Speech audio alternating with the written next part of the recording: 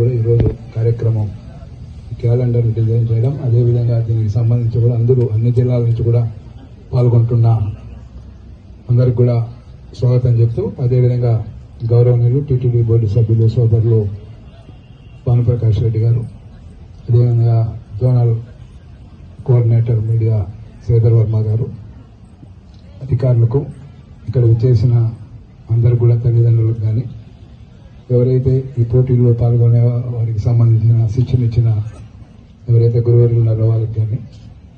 మనం చూస్తే ఆంధ్రప్రదేశ్ విభజన అయిన తర్వాత అనేక విధాలుగా కూడా ఇబ్బందులు పడేది మనం చూసాం. కానీ ఎన్డీఏ కూటమి ప్రభుత్వం వచ్చిన తర్వాత ఏదైతే ముఖ్యమంత్రి శ్రీ నారా చంద్రబాబు నాయుడు గారి ఆధ్వర్యంలో అనేక విధాలుగా కూడా ఈరోజు అన్ని వర్గాలకు సంబంధించి, ముఖ్యంగా పిల్లలకు సంబంధించి ఈ యొక్క పోటీతత్వాన్ని పెంచి వారు ఏదైతే కలలు కంటూ ఉన్నారో దాన్ని సాధన ద్వారా చేయడమే కాకుండా అన్ని చోట్ల కూడా ఈ పోటీ అన్ని జిల్లాల నుంచి చేసిన పిల్లలందరికీ కూడా ఈ సందర్భంగా కూడా స్వాగతం చెప్తూ, శ్రీ వెంకటేశ్వర స్వామి ఆశీస్సులతో మీరు అనుకున్నది సాధించే దిశగా మీ అందరి ఆయన ఆశీస్సులు ఉండాలని కూడా కోరుకుంటూ, అందరూ కూడా ఈరోజు మీ అందరూ కూడా జాతీయ స్థాయిలో అంతర్జాతీయ స్థాయిలో కూడా పోటీల్లో రాణించి ముందుకెళ్లాలని కూడా మనస్ఫూర్తిగా కూడా కోరుకుంటూ, శాప్ చైర్మన్ రవినాయుడు గారు కానీ, అదేవిధంగా పవన్ కళ్యాణ్ గారు కానీ, అదేవిధంగా చూస్తే దేశ ప్రధానమంత్రి ఈరోజు ఈ రాష్ట్రంలో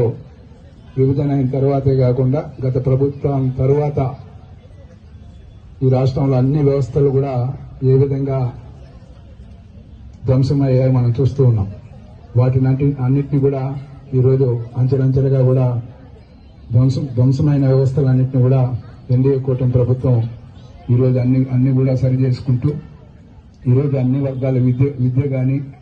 అదేవిధంగా ఈ ఆటల పోటీలకు సంబంధించి కానీ అనేక విధాలుగా కూడా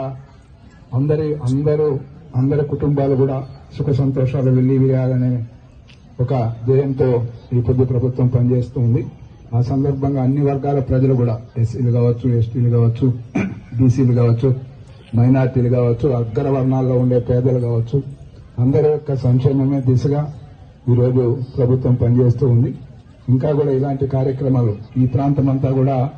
ఈ 20 నెలల్లో కూడా అనేక విధాలుగా కూడా అభివృద్ధి చేసి ఏ విధంగా డెవలప్ అయిందో అందరికీ తెలుసు. ఇక్కడ ఉన్న అధికారులకు కానీ అందరికి కూడా ఇంకా కూడా మరింత తిరుపతిని అంతర్జాతీయ స్థాయిలో స్పోర్ట్స్ కు సంబంధించిన దాన్ని తీసుకెళ్లేదానికి ల్యాండ్ కూడా ఇక్కడ కేటాయించడం ముఖ్యమంత్రి వర్యులు. ఆ విధంగా ఆటల పోటీ